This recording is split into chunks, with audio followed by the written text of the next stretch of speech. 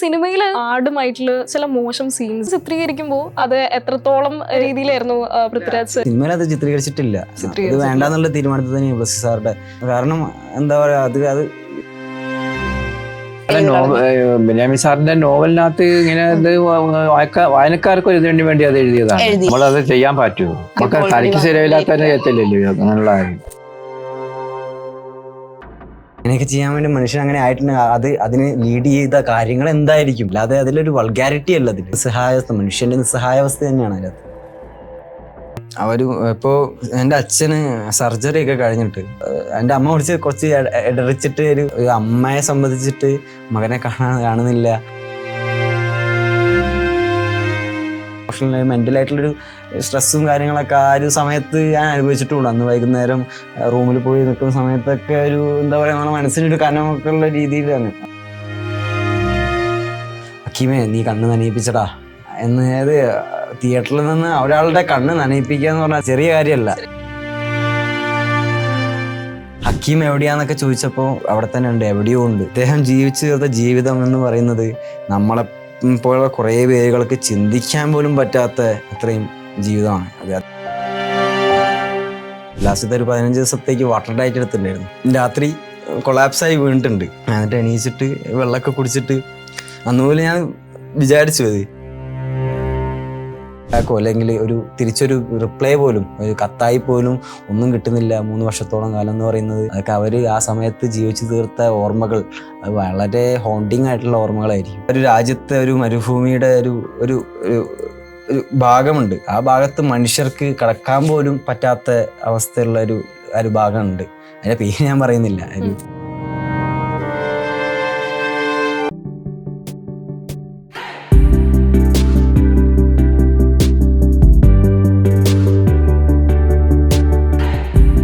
നാം അനുഭവിക്കാത്ത ജീവിതങ്ങളെല്ലാം നമുക്ക് കെട്ടുകഥകളായിരിക്കാം. ആടുജീവിതത്തില് നജീബ് കഴിഞ്ഞാൽ നമ്മുടെ കണ്ണുപിടിക്കുക ഹക്കീമിലേക്കായിരിക്കും. ഹക്കീമിന്റെ കഥാപാത്രം അവതരിപ്പിച്ച ഹിയർ ഗോകുലാണ് നമ്മോടൊപ്പം ഉള്ളത്. Google, welcome to Mazhavil Keralam. Hello. അപ്പോൾ എങ്ങനെയാണ് ഈ ആടുജീവിതത്തിലേക്ക് എത്തിയ കഥ ഞാനിപ്പോൾ പറയുകയാണെങ്കിൽ 10-15 പ്രാവശ്യം ഓൾറെഡി പറഞ്ഞു കഴിഞ്ഞു. എന്നാലും ഒന്നുകൂടി പറയാം. +2 കഴിഞ്ഞിട്ട് ഡിഗ്രിക്ക് ചേർന്ന സമയത്ത് ഒരു കലാജാഥ എന്ന് പറഞ്ഞൊരു പ്രോഗ്രാമിന് വേണ്ടിയിട്ട് റിഹേഴ്സൽ ചെയ്തുകൊണ്ടിരിക്കുമ്പോൾ അതിൻ്റെ ഡയറക്ടറായിട്ടുള്ള ശാന്തേട്ടനാണ് കോൾ വരുന്നത്. നിഷ്കളങ്കനായൊരു പയ്യനെ വേണം എന്നൊക്കെ പറഞ്ഞിട്ട്. അപ്പോൾ അന്ന് ഫോട്ടോ അയച്ചു കൊടുത്തിട്ട് ഇതേപോലെ അസിസ്റ്റന്റ് ഡയറക്ടേഴ്സിനൊക്കെ ഫോട്ടോ അയച്ചു കൊടുത്തു. അവർ കണ്ടു. 2 ദിവസത്തിന് ശേഷം വിളിച്ചു. ആൻഡ് ഓഡീഷന് പോയി. ഇവിടെ നമ്മുടെ അടുത്തുള്ള മംഗള ഫ്ലാറ്റ് ഉണ്ട് സാറിൻ്റെ, ബ്ലസ്സി സാറിൻ്റെ. അവിടെ വെച്ചിട്ടായിരുന്നു ഓഡീഷനൊക്കെ. ഓഡീഷൻ നടത്തി കിട്ടി. ആൻഡ് ഇപ്പോൾ റിലീസൊക്കെ ആയിട്ട് ഇത്രയും വലിയൊരു ജേണി, ആ ഒരു ഓഡീഷൻ നടത്തി കിട്ടി, അങ്ങനെ ജേണി നടത്തി ഇപ്പോൾ റിലീസായി. And getting lot of applauses and thanks from all of the audience. എല്ലാവരും നെഞ്ചിലേറ്റി എല്ലാവർക്കും ഒരു വലിയൊരു താങ്ക്സ് ആണ് ഇപ്പോൾ പറയാനുള്ളത്. അതെ, ഒരൊറ്റ സിനിമ കൊണ്ട് തന്നെ പ്രേക്ഷകരുടെ മനസ്സിലേക്ക് ഇടം നേടിയിരിക്കുകയാണ്. സോ ഈ ഒരു മൊമെന്റിൽ എന്താണ് തോന്നുന്നത്? എന്താ പറയാ, ഇപ്പോൾ ഓവർവെൽംഡ് ആണ്. സന്തോഷം കൊണ്ടൊക്കെ എന്താ പറയുക, നല്ലൊരു സന്തോഷമുണ്ട്. ആൻഡ് അങ്ങനെ എന്താ പറയുക, പ്രൗഡാണ് ഇതുപോലൊരു സിനിമയിൽ ഭാഗമാകാൻ കഴിഞ്ഞാൽ. എത്ര ആൾക്കാരുടെ കൂടെ അത് വർക്ക് ചെയ്യുമ്പോൾ തന്നെ ഓൾറെഡി പ്രൗഡാണ്. വർക്ക് ചെയ്യുന്ന സമയത്ത് തന്നെ ഇത്രയും എക്സ്പീരിയൻസ്ഡ് ആയിട്ടുള്ള വെറ്ററൻസ് ആയിട്ടുള്ള ആൾക്കാരുടെ കൂടെ വർക്ക് ചെയ്യാൻ പറ്റിയത് തന്നെ എന്നെ സംബന്ധിച്ചിട്ട് പ്രൗഡായിട്ടുള്ളൊരു മൊമെൻ്റാണ്. ആൻഡ് ഇപ്പോൾ ഫീൽ ചെയ്യുന്നത് ഇത്രയും അധികം ആൾക്കാരുടെ റെസ്പോൺസുകൾ കേൾക്കുമ്പോഴും ഓരോ ആളുകളും മെസ്സേജ് അയച്ചിട്ടും വിളിച്ചിട്ടും ഹക്കീമേ നീ കണ്ണ് നനയിപ്പിച്ചടാ എന്നത് തിയേറ്ററിൽ നിന്ന് ഒരാളുടെ കണ്ണ് നനയിപ്പിക്കുക എന്ന് പറഞ്ഞാൽ അധികം ചിലർ എന്താ പറയാ ചെറിയ കാര്യമല്ല. അത് എന്നെ കൊണ്ട് സാധിച്ചെന്നുള്ളത് എന്നുള്ള നടൻ്റെ ഒരു വിജയമായിട്ടാണ് എനിക്ക് തോന്നുന്നത്. അപ്പോൾ and proud to be that, grateful for that. അതായത് 2018 മുതൽ ഗൂഗിളും ഈ ഒരു ചിത്രത്തിന്റെ ഭാഗമായിരുന്നു. 2018 മുതൽ 2017 മുതൽ ആക്ച്വലി 17 ഓഡീഷൻ നടന്നത്. 18 ആദ്യത്തെ ഷോട്ട് എടുത്തതിന്റെ. അന്ന് മുതൽ ഉണ്ട്. ഒരു ത്രൂ ഔട്ട് ജേർണി ആയിട്ടുള്ള ഒരു എക്സ്പീരിയൻസ് എങ്ങനെ ഉണ്ടായിരുന്നു? ലൈക്ക് ഇതൊരു ചെറിയ ജേർണി അല്ല. ഇതിന് വേണ്ടിയിട്ട് ബ്ലസ്സി സാറിന് എന്നോട് പറഞ്ഞിട്ടുണ്ട്. ഈ ഓഡീഷന് കോൺട്രാക്ട് ഇടാൻ പോയ സമയത്ത് വലിയൊരു യാത്രയാണ്. ഈ കടലിൽ കൂടെ പോകുന്ന പോലെ ചിലപ്പോൾ തിരകൾ ആഞ്ഞടിക്കാം, നമ്മൾ അടി ഒലയാം, പേമാരികൾ പെയ്യാം, അങ്ങനെ കുറേ കഷ്ടപ്പാടുകൾ ഉണ്ടാവും. നിനക്ക് കുറേ കഷ്ടപ്പാടുകൾ ഉണ്ടാവും ഈ ഒരു യാത്രയിൽ. അപ്പോൾ നീ ഉണ്ടോയെന്നാണ് ചോദിച്ചത്. ആ യാത്രയിൽ നീ കൂടെ ഉണ്ടോയെന്നാണ് ചോദിച്ചത്. എന്നോട് കപ്പിത്താനാണ് ചോദിക്കുന്നത്, കൂടെ യാത്ര ചെയ്യാൻ ഉണ്ടോയെന്ന് കപ്പലിന്റെ കപ്പിത്താനാണ് എന്നോട് ചോദിക്കുന്നത്. അപ്പോൾ ഞാനന്ന് പറഞ്ഞു ഓക്കെ എന്തായാലും ഞാനുണ്ട് നിങ്ങളിവിടെ യാത്ര ചെയ്യാന്നുള്ള രീതിയിൽ ഞാനും പറഞ്ഞു. അപ്പോൾ ഈ ഒരു ഇത്രയും കാലത്തെ എക്സ്പീരിയൻസ് 7 വർഷമായിട്ടുള്ളൊരു എക്സ്പീരിയൻസ് എന്നെ സംബന്ധിച്ചിട്ട് എന്താണ് കുറേ കാര്യങ്ങൾ എൻ്റെ ലൈഫിനെ പറ്റിയിട്ടും ജീവിതത്തിനെ പറ്റിയിട്ടും എന്താ പറയുക സിനിമകളെ പറ്റിയിട്ടും സിനിമയിലെ ഓരോ കാര്യങ്ങൾ അറിയാൻ വേണ്ടിയിട്ടും കുറേയധികം എന്നെ ഹെൽപ്ഫുൾ ആയിട്ട് എൻ്റെ ലൈഫിൻ്റെ കുറേ പേഴ്സ്പെക്റ്റീവുകൾ വരെ വീക്ഷണകോണങ്ങൾ വരെ മാറ്റിയ കുറേ അധികം ഇൻസിഡൻസ് മൊമെന്റ്സ് കുറേയധികം പെപ് ടോക്സുകൾ കുറേയധികം ആളുകളെ കുറേയധികം അനുഭവങ്ങൾ എനിക്കുണ്ടായിട്ടുണ്ട് ഈ ഒരു 7 വർഷക്കാലം. ആൻഡ് ഞാൻ എന്താ പറയുക ഇങ്ങനെയൊരു സിനിമയിൽ ഈ ഒരു ഇത്ര എക്സ്പീരിയൻസ് അന്ന് കപ്പിത്താന്റെ കൂടെ കപ്പലിൽ യാത്ര കയറി പോയതിൽ ഞാനന്ന് ഭയങ്കര എന്താ പറയാ സന്തോഷിക്കുന്നുണ്ട്. ആടുജീവിതം കണ്ടിറങ്ങിയ ആർക്കും ഹക്കീം എന്ന കഥാപാത്രത്തെ മറക്കാൻ സാധിക്കില്ല. ഈ ഒരു ജേർണിയില് പൃഥ്വിരാജ് എന്ന അതില് കലാകാരന്റെ ഒപ്പം ഇത്രയും വലിയൊരു റോളായിരിക്കും ചെയ്യുക എന്നറിയാമായിരുന്നു? ഓഫ് കോഴ്സ് ഞാൻ ഓഡീഷന് കഴിഞ്ഞിട്ട് ആടുജീവിതം വായിച്ച സമയത്തും എനിക്കറിയാമായിരുന്നു ഹക്കീം ഏതൊരു ആ നോവൽ വായിച്ച ഏതൊരാൾക്കും ആ നോവൽ വായിച്ച് കഴിഞ്ഞ ഉടനെ ഹക്കീം എന്നുള്ളൊരു കഥാപാത്രം അത്രയേറെ നെഞ്ചിൽ ആഴത്തിൽ തട്ടിയ ഒരു കഥാപാത്രമായിരിക്കും ആ നോവൽ വായിച്ച ആൾക്ക്. അപ്പോൾ അതുപോലെ തന്നെ നെഞ്ചിൽ തട്ടിയ ഒരാളാണ് ഞാനും ഹക്കീമിനെ കുറിച്ച് ആലോചിച്ചിട്ട്. അപ്പോൾ അത് സ്ക്രിപ്റ്റ് എനിക്ക് തന്നപ്പോഴും സ്ക്രിപ്റ്റ് വായിക്കുമ്പോഴും എനിക്കറിയാമായിരുന്നു ഈ ഒരു സിനിമയിൽ ഏറ്റവും കൂടുതൽ ഇമ്പോർട്ടൻ്റ് ആയിട്ടുള്ളൊരു കഥാപാത്രമാണ്. ഈ ഒരു സിനിമയിൽ കുറേ കാര്യങ്ങൾ ഇത് നജീബിക്കയുടെ യാത്രയ്ക്ക് വരെ ഈ സിനിമയുടെ മൊത്തത്തിലുള്ള യാത്രയ്ക്ക് വരെ ഏറ്റവും കൂടുതൽ ഇമ്പോർട്ടൻ്റ് ആവാൻ പോകുന്ന കുറേ അധികം രംഗങ്ങൾ ഉള്ള കുറേ അഭിനയ മുഹൂർത്തങ്ങൾ കാഴ്ചവെക്കേണ്ട ചലഞ്ചിങ് ആയിട്ടുള്ള കുറേ കാര്യങ്ങൾ ചെയ്യേണ്ട റോളാണ് ഇത് എന്നുള്ളത് എനിക്ക് ഒബ്വിയസ്ലി അറിയാമായിരുന്നു. അപ്പോൾ അതൊരു ചലഞ്ചിങ് ആയിട്ടുള്ളൊരു ചലഞ്ചിങ് ആയിരുന്നു എന്നെ സംബന്ധിച്ചിട്ട്. കാരണം ആ സമയത്ത് എനിക്ക് ഇത് ഓണായ സമയത്ത് 17 വയസ്സേ ഉള്ളൂ. ആ സമയത്ത് പക്ഷെ ഇത് ഇത്ര വലിയൊരു പ്രൊജക്റ്റാണ്, ഇത്ര വലിയൊരു സിനിമയുടെ ഭാഗമാണ് എന്നുള്ളൊരു ചിന്തിക്കാനുള്ള പക്വതയും കാര്യങ്ങളും അന്ന് എനിക്കില്ലായിരുന്നു. ഇപ്പോൾ ഇന്നിവിടെ എത്തി നിൽക്കുമ്പോൾ ഞാനിതൊക്കെ മനസ്സിലാക്കുന്നുണ്ട്. അങ്ങനെ ഒരു ഇതൊക്കെ ചലഞ്ചിങ് ആയിരുന്നു കാര്യങ്ങളൊക്കെ. ഹക്കീമിന്റെ അവസാന നിമിഷങ്ങളിൽ കാണുമ്പോൾ ഏതൊരാൾക്കും കണ്ണ് നിറഞ്ഞു പോകും. അപ്പോ ആ ഒരു ഇതൊക്കെ ചെയ്യുന്ന സമയത്ത് അത് അത്രയും നല്ലൊരു നടന് മാത്രമേ അത് അഭിനയിച്ച് ഫലിപ്പിക്കാൻ സാധിക്കുള്ളൂ. അതെല്ലാം ചെയ്യുന്ന സമയത്ത് എന്തെല്ലാം പ്രിപ്പറേഷൻസ് ആയിരുന്നു ഗൂഗിളിന്റെ ഭാഗത്ത് നിന്ന് എടുത്തിട്ടുണ്ടായിരുന്നത്? ഇപ്പോൾ ആ ഒരു സീന് ചെയ്യാന്ന് പറയുന്നത് നമുക്കറിയാം, ഒരു മനുഷ്യൻ അത്രയ്ക്കും സഹികെട്ട് ഉന്മാദത്തിന്റെ ഒരു അവസ്ഥയിൽ ഒരു മാനസികമായിട്ടുള്ള വിഭ്രാന്തിയാണ് ആ ഒരു സമയത്ത് ഹക്കീം ഫീൽ ചെയ്തിട്ടുണ്ടാവുക. അപ്പോൾ അതിന് വേണ്ടിയിട്ട് തന്നെ ബ്ലസ്സി സാർ എനിക്ക് കുറേ ഇൻപുട്ട് വന്നിട്ടുണ്ട്. ആ സീൻ തുടങ്ങുന്നതിന് മുന്നേ 15 മിനിറ്റോളം ഞങ്ങൾ സംസാരിച്ച് കുറേ കാര്യങ്ങളൊക്കെ സംസാരിച്ചിട്ട് സാറിന് വേണ്ടത് എന്താണെന്ന്, സാറിന് വേണ്ട ഇമോഷൻസ് എന്താണ്, ഒരു പേ പിടിച്ച പോലെ എന്നൊക്കെയാണ് എന്നോട് പറഞ്ഞിട്ടുള്ളത്. പിന്നെ എൻ്റെതായിട്ടുള്ള ക്രിയേറ്റീവ് കോൺട്രിബ്യൂഷൻസും ഞാൻ എൻ്റെ ലൈഫിലൊക്കെ ഞാൻ കണ്ടിട്ടുള്ള കുറച്ച് കാര്യങ്ങളുണ്ട്. ഞാൻ NSSൻ്റെ നാഷണൽ സർവീസ് സ്കീമിൻ്റെ വർക്കിനൊക്കെ പോയ സമയത്ത് കുതിരവട്ടം ആശുപത്രിയില്ലേ, അപ്പോൾ അവിടെ പോയ സമയത്ത് കുറേ ആളുകൾ ഇങ്ങനെ പല്ല് കടിക്കുന്നതൊക്കെ കണ്ടിട്ടുണ്ട്, ഇങ്ങനെ പല്ലുകടിയൊക്കെ കണ്ടിട്ടുണ്ട്. അപ്പോൾ ആ ഒരു പല്ലുകടിയൊക്കെയാണ് ആ ഒരു സീനിലേക്ക് ഞാൻ ഇൻകോപ്പറേറ്റ് ചെയ്യാൻ വേണ്ടിയിട്ട് ശ്രമിച്ചത്. അത് ഞാൻ സാറിനോട് ചോദിച്ചു ഇങ്ങനെ ചെയ്യട്ടെ എന്ന് ചോദിച്ചപ്പോൾ സാറും പറഞ്ഞാൽ ഓക്കെ നല്ലതാണല്ലോ എന്നുള്ള രീതിയിൽ സാറും പറഞ്ഞു. ഞാൻ ചെറുപ്പത്തിൽ ഞാൻ അസംബ്ലിയിൽ നിൽക്കുമ്പോൾ, നമ്മൾ സ്കൂൾ അസംബ്ലിക്ക് നിൽക്കുമ്പോൾ എൻ്റെ മുന്നിലൊരു പെൺകുട്ടി, എൻ്റെ ഇപ്പുറത്തെ പെൺകുട്ടി അപസ്മാരം പിടിച്ചിട്ട് ഇങ്ങനെ ഇളകി കളിക്കുന്ന ഒരു സീനുണ്ട്. ഒരു ചെറിയ പതയൊക്കെ വന്നിട്ട് ഇളകി കളിച്ചൊരു സീൻ എൻ്റെ മനസ്സിലുണ്ട്. അന്നത്തെ ഞാൻ ചെറിയ കുട്ടിയായിരുന്നു. അപ്പം എനിക്കന്ന് ആ ഒരു മെമ്മറി, അതിൻ്റെ ഒരു മെമ്മറി എപ്പോഴും എൻ്റെ മനസ്സിലുണ്ട്. അപ്പോൾ ഹക്കീമിനും ആ സമയത്ത് നമ്മളൊരു മനുഷ്യൻ വെള്ളം കുടിക്കാതെ ഒരു 3 ദിവസത്തോളം നിൽക്കുന്ന സമയത്ത് നമുക്കും സാധാരണ ഒരു മനുഷ്യൻ എന്ന രീതിയിൽ അങ്ങനെയൊക്കെ സംഭവിക്കും. അപസ്മാരം വരാം, മാനസിക വിഭ്രാന്തി വരാം, എല്ലാം വരാവുന്ന ഒരു ഇതാണ്. അപ്പോൾ അങ്ങനെയൊക്കെയുള്ള സ്വന്തം ലൈഫിൽ നിന്നുള്ള കുറേ എക്സ്പീരിയൻസുകളും അനുഭവങ്ങളും ബ്ലസ്സി സാറുടെ ഫോഴ്സ് ഇൻപുട്ടുകളും ഒക്കെ ആണ് ആ ഒരു സീനിനെ ചെയ്യാൻ വേണ്ടിയിട്ട് അതിന് മുന്നേ. പിന്നെ ഒരാളോടും മിണ്ടാതെ ആ ഒരു സീൻ ചെയ്യുന്ന സമയത്ത് അധികം ആരോടൊന്നും മിണ്ടാതെ ഒരു സ്ഥലത്ത് മൂലക്കൊക്കെ മാറിയിരുന്നിട്ട് അങ്ങനെയൊക്കെ കുറേ പ്രിപ്പറേഷൻസും ആ സീൻ ചെയ്യുന്നതിന് മുന്നേ ഒക്കെ ചെയ്തിട്ടുണ്ടായിരുന്നു. ആൻഡ് ഐ തിങ്ക് അതൊക്കെ വർക്കൗട്ട് ആയി എന്നുള്ളത്. മണ്ണ് വരെ തിന്നുന്ന ഒരു സീൻ ഉണ്ടായിരുന്നു. ലൈക്ക് അതൊക്കെ ചെയ്യുന്ന സമയത്ത് എന്തായിരുന്നു മനസ്സിലൂടെ പോയത്? ആ മണ്ണ് തിന്നുന്ന സമയത്തൊക്കെ ശരിക്കും പറയുകയാണെങ്കിൽ ഞാൻ ആ മെന്റലിയിട്ട് ഇങ്ങനെ തിരിച്ച് കളിക്കുന്ന സമയമായിരുന്നു ആ സമയത്തൊക്കെ. അപ്പോൾ മെന്റലിയിട്ട് തിരിച്ച് കളിക്കുന്ന സമയത്ത് നമ്മളങ്ങനെ ചിന്തിച്ചു പോകും. ഒരു ഇൻസ്റ്റൻസിലൊക്കെ മണ്ണ് വരുത്തുന്ന സമയത്ത് നമ്മളങ്ങനെ മേക്ക് ബിലീഫ് എന്നൊക്കെ പറയില്ല, ലാലേട്ടൻ പറയില്ല മേക്ക് ബിലീഫ് അല്ലേ മോനെ. അപ്പോൾ അതുപോലെ തന്നെ നമ്മളെ തന്നെ ആദ്യം വിശ്വസിപ്പിക്കുക. നമ്മൾ ആ ഒരു അവസ്ഥയിൽ എത്തിയിട്ട് ഉണ്ട് എന്നുള്ളത് നമ്മൾ വിശ്വസിച്ചാലല്ലേ ബാക്കിയുള്ളവർ വിശ്വസിക്കുള്ളൂ. അപ്പോൾ ഞാൻ തന്നെ വിശ്വസിക്കുക ചെയ്തത്, കാരണം ഞാൻ ആ ഒരു മൂഡിൽ എത്തി എന്നുള്ള രീതിയിൽ. അപ്പോൾ അങ്ങനത്തെ ഒരു ഇമോഷണൽ മെൻ്റലായിട്ടുള്ളൊരു സ്ട്രെസ്സും കാര്യങ്ങളൊക്കെ ആ ഒരു സമയത്ത് ഞാൻ അനുഭവിച്ചിട്ടുണ്ട്. അന്ന് വൈകുന്നേരം റൂമിൽ പോയി നിൽക്കുന്ന സമയത്തൊക്കെ ഒരു എന്താ പറയുക, നമ്മുടെ മനസ്സിനൊരു കനമൊക്കെ ഉള്ള രീതിയിൽ മെൻ്റൽ ടോൾ എന്തായാലും ഉണ്ടാവുമല്ലോ. അങ്ങനത്തെ ഒരു ഇത്ര ഇൻറ്റൻസ് ആയിട്ടുള്ള ഒരു കാര്യം ചെയ്യുമ്പോൾ ഓഫ് കോഴ്സ് മെൻ്റലായിട്ടുള്ള കുറച്ച് കാര്യങ്ങൾ നമ്മൾ ഫീൽ ചെയ്യും. അന്ന് രക്ഷകര പിന്നെ കുറച്ച് പാട്ടുകൾ കേൾക്കുക, അങ്ങനെ കുറച്ച് റിലാക്സ് ചെയ്യാൻ വേണ്ടിയിട്ടൊക്കെ ഒന്ന് ശ്രമിച്ചിട്ടുണ്ട് വൈകുന്നേരമൊക്കെ പോയ സമയത്ത്, റൂമിലേക്കൊക്കെ എത്തിയ സമയത്തൊക്കെ. അപ്പോൾ എന്താ പറയുക, അതൊക്കെ എന്താ പറയുക അല്ലേ, വർക്കൗട്ട് ചെയ്തിട്ടുണ്ടെന്നാണ് എനിക്ക് തോന്നുന്നത്. അതുകൊണ്ടായിരിക്കാം ഇപ്പോഴും പ്രേക്ഷകർ നെഞ്ചിലേറ്റുന്നത്. തീർച്ചയായിട്ടും. അതായത് ആടുജീവിതം എന്നൊരു ഫിലിമിലൂടെ തന്നെ ഗോകുലിന് ഇനി അറിയപ്പെടുന്നത് ഹക്കീം എന്നുള്ള ടാഗ് ലൈനിലൂടെ തന്നെയായിരിക്കും. അതില് അത്രയും ഹാപ്പി ആയിരിക്കാം എന്നാണ് ഞാൻ വിശ്വസിക്കുന്നത്. അപ്പോ ഗോകുൽ എന്ന നടനെ നമ്മൾ കാണുന്നത് ഹക്കീമായിട്ടാണ്. പക്ഷെ ഗോകുലിനെ ഗോകുലായിട്ട് തന്നെ അറിയാവുന്ന കുറച്ച് ആൾക്കാരുണ്ട്. ഗോകുലിന്റെ ഫാമിലീസ് ആയിക്കോട്ടെ, ഫ്രണ്ട്സ് ആയിക്കോട്ടെ, അവരുടെയൊക്കെ ഭാഗത്തു നിന്നുള്ള റെസ്പോൺസ് എന്തായിരുന്നു? ഇപ്പോ എൻ്റെ അച്ഛന് സർജറി ഒക്കെ കഴിഞ്ഞിട്ട് 2 കാലിനും സർജറി കഴിഞ്ഞിട്ട് അച്ഛന് നടക്കാൻ പറ്റാത്തൊരവസ്ഥയിലാണ് ഇപ്പോൾ ഉള്ളത്. ഓഡിയോ ലോഞ്ചിന്റെ ഒരു 4 ദിവസം മുന്നെയാണ് അച്ഛന് ആക്സിഡന്റ് പറ്റിയത്. അപ്പം ഞാൻ ഹോസ്പിറ്റലിലാണ് ഓഡിയോ ലോഞ്ചിന് വേണ്ടിയിട്ട് വരുന്നത്. അപ്പോൾ അവർക്കിത് കാണാൻ വേണ്ടിയിട്ട് നാട്ടിലുള്ള പാലിയേറ്റീവ് കെയറിലുള്ള ചേട്ടന്മാരൊക്കെ ആംബുലൻസ് ഒക്കെ വിളിച്ചിട്ട് അച്ഛനെ കയറ്റിക്കൊണ്ട് വീൽ ചെയറിലൊക്കെ ഇട്ട് റിക്ലൈനിങ് സീറ്റൊക്കെ ഇട്ടിട്ടാണ് അച്ഛനൊക്കെ സിനിമ കണ്ടത്. ഹോൾ ഫാമിലി കണ്ടത്. എൻ്റെ കുറേ ഫ്രണ്ട്സ്, എൻ്റെ നാട്ടിലുള്ള കുറേ ഫ്രണ്ട്സൊക്കെ വനിതയിൽ ഞാൻ ടിക്കറ്റ് ബുക്ക് ചെയ്ത് കൊടുത്ത് അവരൊക്കെ വന്നിട്ടുണ്ടായിരുന്നു. അപ്പോൾ അവരൊക്കെ പറഞ്ഞത് എന്താ വെച്ചാൽ, ഒരു ഹാഫ് ടൈമിന് ശേഷം ഗൂഗിൾ അവിടെ ഇല്ലായിരുന്നു എന്നാണ് പറഞ്ഞത്. ഹാഫ് ടൈമിന് വരെ ഓക്കെ, ഹാഫ് ടൈമിന് ശേഷം ഗൂഗിളിൽ നിന്നുള്ളൊരു വ്യക്തിയെ അവർ കണ്ടിട്ടില്ല.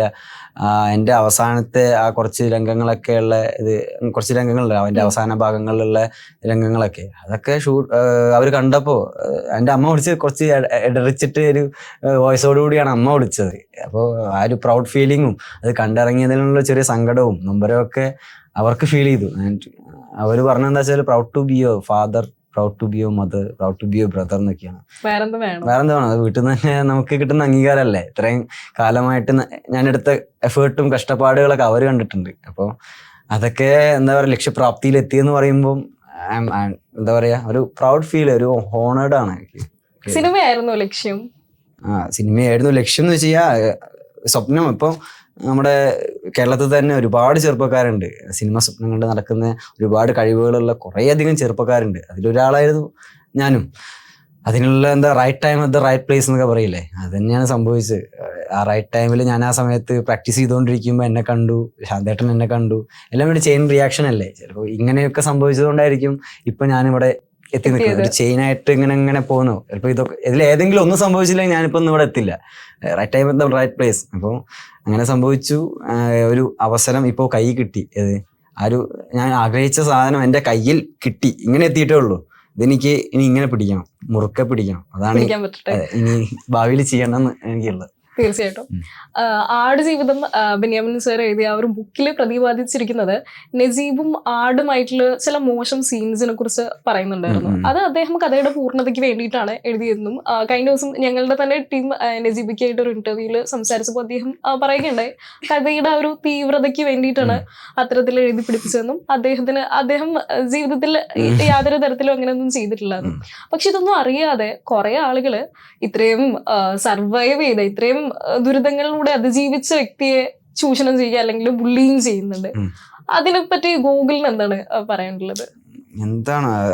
അത് ശരിക്കും ഒരു എഴുത്തുകാരന്റെ സ്വാതന്ത്ര്യമായിട്ടാണ് ഞാൻ കണക്കാക്കുന്നത്. അതൊരു ആ ഒരു സമയത്ത് അങ്ങനെയുള്ള ചുറ്റുപാടുകളിൽ ജീവിച്ച സമയത്ത് ബെന്യാമിൻ സാറിന് തോന്നിയിട്ടുണ്ടാവും അദ്ദേഹം ഇങ്ങനെയും. കാരണം വികാരങ്ങളുണ്ട്. മനുഷ്യൻ എന്ന് പറയുന്ന ഒരു വികാരങ്ങളുടെ ഒരു വലിയൊരു കലവറ തന്നെയാണ്. നമുക്ക് ദേഷ്യം വരാം, സങ്കടം വരാം, സന്തോഷം വരാം, കാമം വരാം. എല്ലാം നമ്മുടെ ഉള്ളിൽ കൂടെ മാറി മറിയുന്ന വികാരങ്ങളാണ്.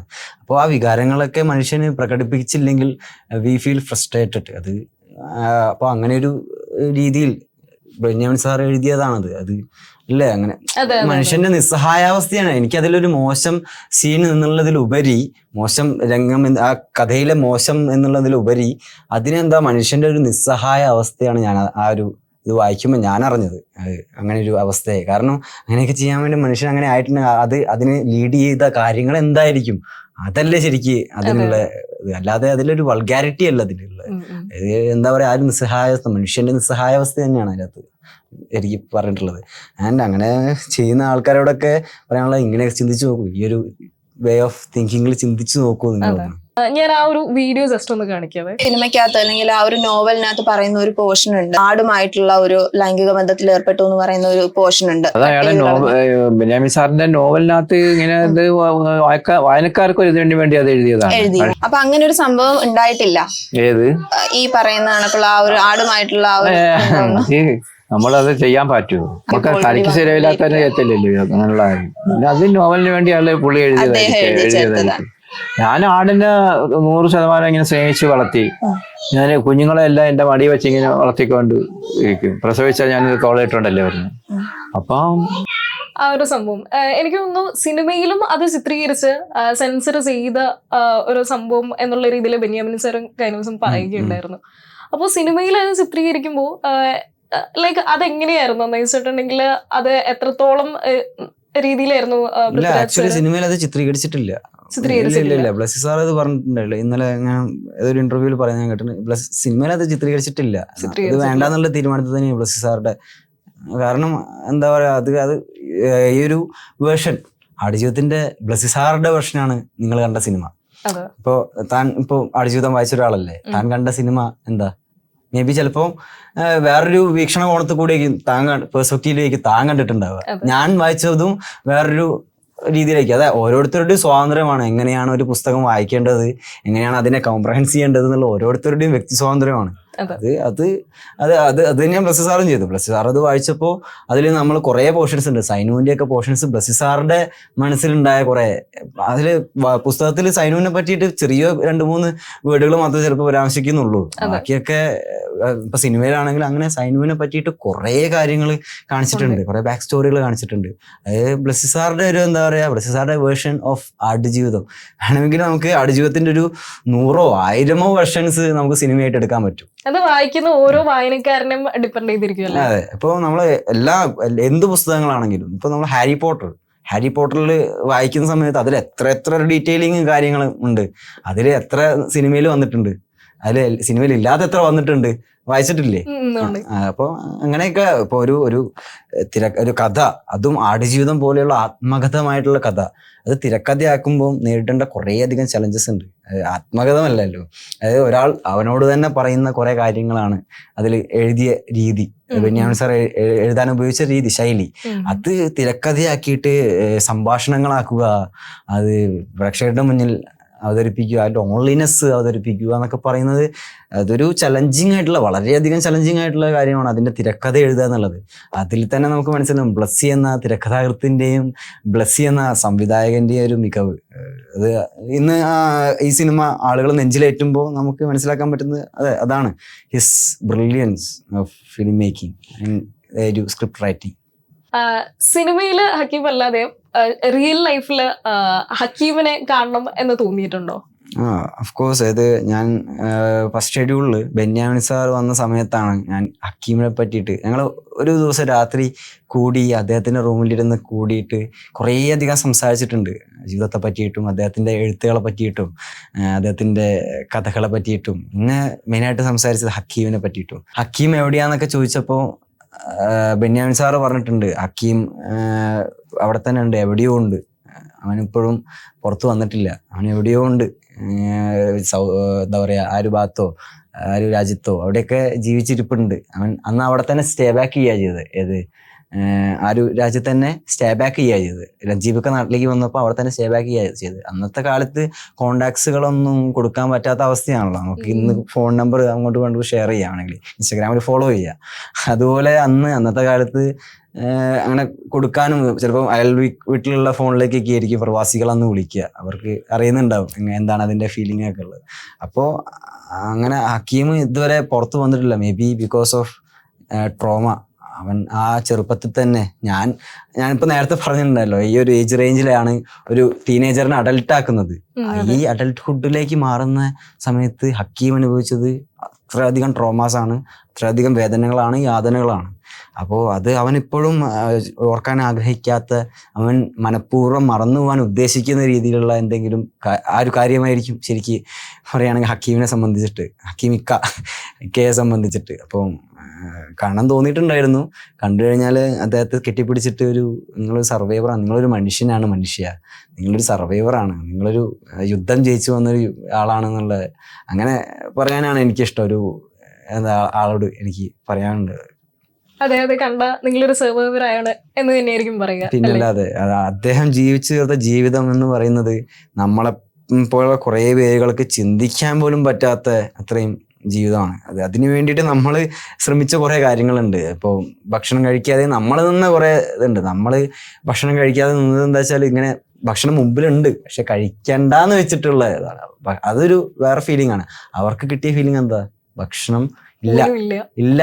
ആ സമയത്ത് അവർക്ക് കഴിക്കാൻ പറ്റും. ഭക്ഷണം വിശന്ന് വയറിൽ നിന്ന് ഇങ്ങനെ ശബ്ദങ്ങൾ ഒക്കെ ചെയ്തിട്ടുണ്ടാവും. എന്നിട്ട് അവൻ ഭക്ഷണം കഴിക്കാൻ വേണ്ടി നോക്കുമ്പോൾ ഭക്ഷണമില്ല. അങ്ങനത്തെ ഒരു അവസ്ഥയിലാണ് അവൻ ജീവിച്ചിട്ടുണ്ടാവുക. അങ്ങനത്തെ ഒരു കുറേ ട്രോമകളൊക്കെ സർവൈവർ അല്ലേ ആള്, ശരിക്കും പറയുകയാണെങ്കിൽ. അതൊക്കെ സർവൈവ് ചെയ്ത ആളെന്നൊക്കെ പറയുകയാണെങ്കിൽ ഒരു എന്താ പറയാ, ഒരു ഹയർ ലെവൽ ഹ്യൂമൻ ബീയിങ് ആണ്, ഒരു വലിയൊരു ഹ്യൂമൻ ബീയിങ് ആണ് ആള്. അതെ. ഗൂഗിളിന് ഈ ഒരു പീരീഡിൽ എന്തെങ്കിലും കൈൻഡ് ഓഫ് ഹെൽത്ത് ഇഷ്യൂ എന്തെങ്കിലും വന്നിട്ടുണ്ടോ? ബിക്കോസ് ഇപ്പൊ പറഞ്ഞല്ലോ ഭക്ഷണം ഫ്രണ്ടിൽ ഉണ്ടായിട്ട് പോലും കഴിക്കാൻ പറ്റിയില്ല എന്നുള്ള രീതിയിലേക്ക്. അപ്പൊ ആ ഒരു സമയത്ത് എന്തെങ്കിലും തരത്തിലുള്ള ഹെൽത്ത് ഇഷ്യൂസോ അല്ലെങ്കിൽ ഈ ദിവസം കുറച്ചുകൂടെ ബെറ്റർ ഒന്ന് ഫുഡ് കഴിച്ചിരുന്നെങ്കിലോ എന്നെല്ലാമുള്ള ചിന്തകളോ അല്ലെങ്കിൽ എന്തെങ്കിലും തരത്തിലുള്ള ഹെൽത്ത് പരമായിട്ട് എന്തെങ്കിലും വന്നിട്ടുണ്ടായിരുന്നോ? ഞാൻ വാട്ടർ ഡയറ്റ് എടുത്ത സമയത്ത് ലാസ്റ്റത്തെ ഒരു 15 ദിവസത്തേക്ക് വാട്ടർ ഡയറ്റ് എടുത്തിട്ടുണ്ടായിരുന്നു. 3 ദിവസം കൊളാപ്സ് ആയി പോയിട്ടുണ്ട്. രാത്രി കൊളാപ്സ് ആയി വീണിട്ടുണ്ട്. അങ്ങനെ വീണ് ഞാൻ ഒരു 10 മിനിറ്റ് കഴിഞ്ഞ മിഡ് നൈറ്റിലാണ് വീണ്. 3 ദിവസം രാത്രി മിഡ് നൈറ്റിൽ വീണു. എന്നിട്ട് എണീച്ചിട്ട് വെള്ളമൊക്കെ കുടിച്ചിട്ട് അന്നുപോലെ ഞാൻ വിചാരിച്ചു കുറച്ച് എന്തെങ്കിലും പഴച്ചാറുകളായിട്ടും എന്തെങ്കിലുമൊക്കെ കാര്യങ്ങളായിട്ട് തിന്നാം, അല്ലെങ്കിൽ എനിക്ക് എന്തായാലും ഈ സിനിമയുടെ റോളൊക്കെ ചെയ്യാനുണ്ടാണല്ലോ.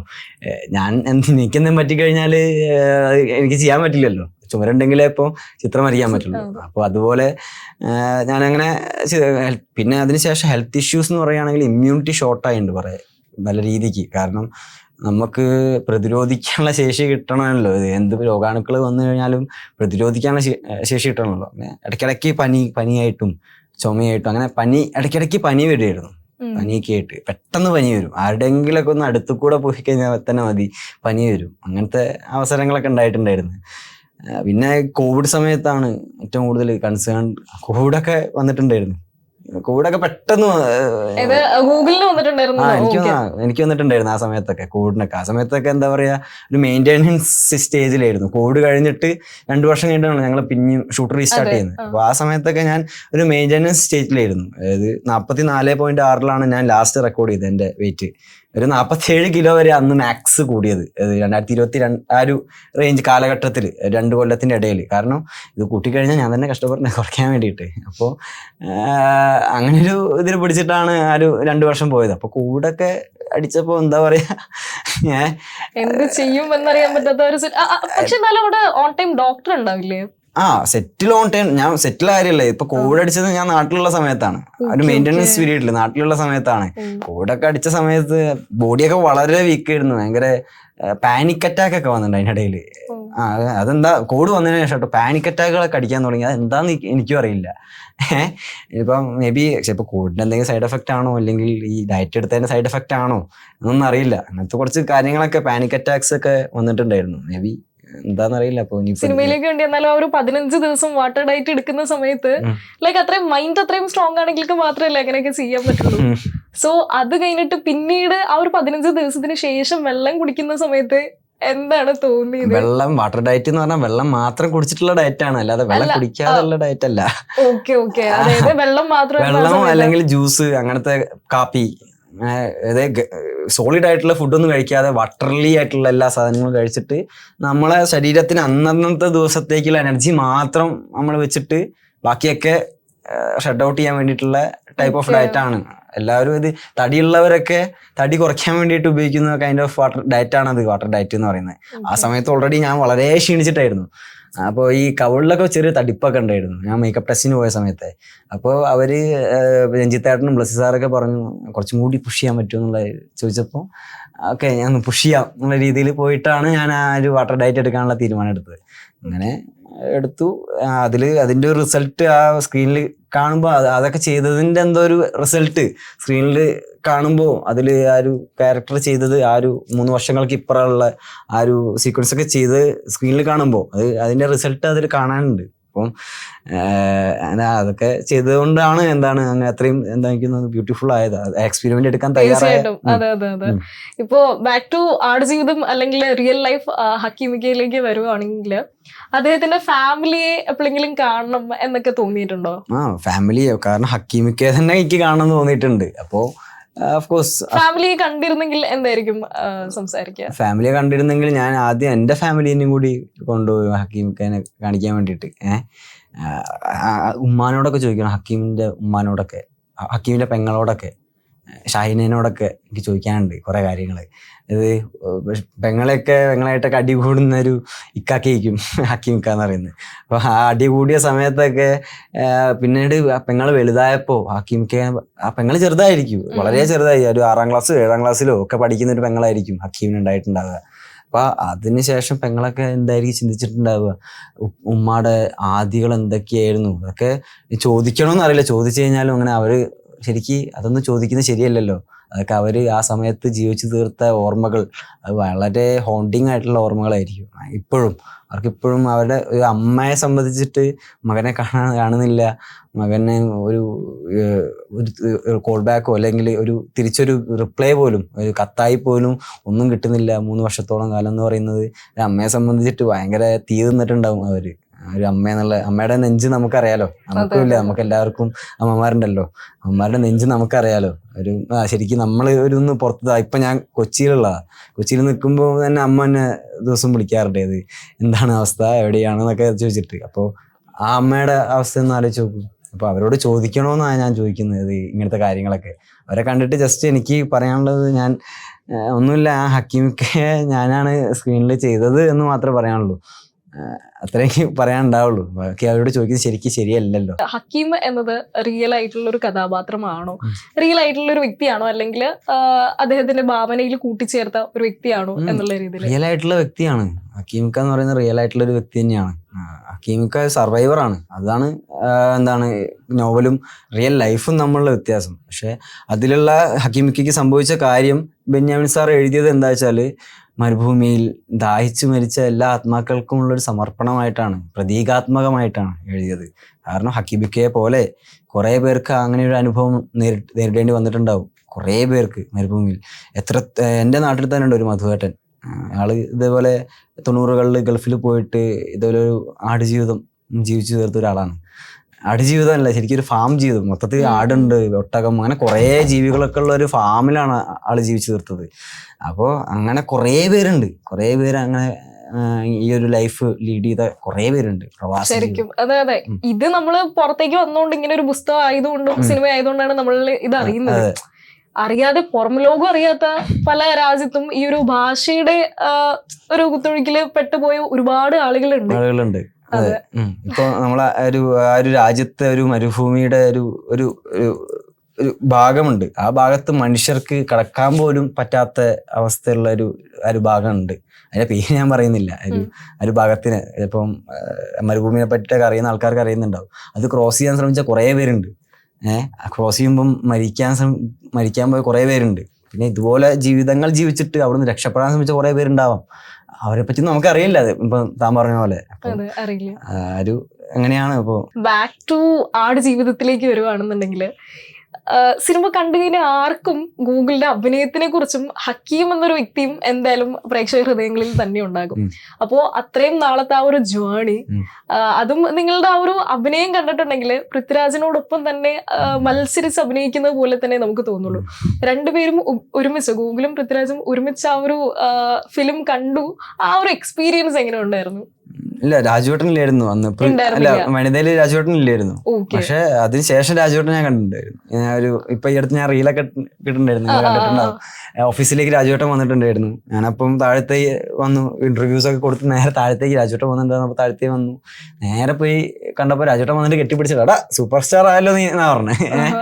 അങ്ങനെ ആൾക്കങ്ങനെ എന്താ ജലസി എന്നുള്ള കാര്യങ്ങളൊന്നുമില്ല. ആൾക്ക് ഒരു മനുഷ്യൻ സിനിമയോട് ആത്മാർത്ഥമായിട്ട് അത്രയും ഡെഡിക്കേറ്റഡ് ആയിട്ട് നിന്നിട്ട് ആള് പരിശ്രമിച്ചു കഴിഞ്ഞാൽ അതിന് ആത്മാർത്ഥമായിട്ട് അവന് പാരിതോഷികങ്ങൾ കിട്ടണമെന്നും അവന് അംഗീകാരങ്ങൾ കിട്ടണം എന്നൊക്കെ ആത്മാർത്ഥമായിട്ട് ആഗ്രഹിക്കുന്ന ഒരു വ്യക്തിയാണ്. ആ ഒരു റെസ്പെക്റ്റും അങ്ങനെ ചെയ്ത് കഴിഞ്ഞാൽ രാജുവേട്ടനെ അവരെ റെസ്പെക്ട് ചെയ്യും. അത് രാജുവേട്ടനെ ആ ആള് പ്രിയപ്പെട്ടവനാവും അല്ലെങ്കിൽ പ്രിയപ്പെട്ടവളാവും. അങ്ങനെയുള്ള ഒരു വ്യക്തിയാണ് ഞാൻ എൻ്റെ ഒരു മനസ്സിൽ രാജുവേട്ടൻ എന്നുള്ള ആ ഒരു വ്യക്തി. അതെ, തീർച്ചയായിട്ടും രാജുവേട്ടൻ പറഞ്ഞ പോലെ തന്നെ ഇനിയും ലൈഫിൽ ഒരുപാട് നേട്ടങ്ങള് ഗൂഗിളിന് ഉണ്ടാകാൻ സാധിക്കട്ടെ. നല്ല രീതിയിൽ ഇനിയും ഒരുപാട് പ്രോജക്ട്സ് ഗൂഗിളിന് വരാൻ സാധിക്കട്ടെ എന്ന് ആശംസിക്കുന്നു. Thank you so much for your time. Thank you.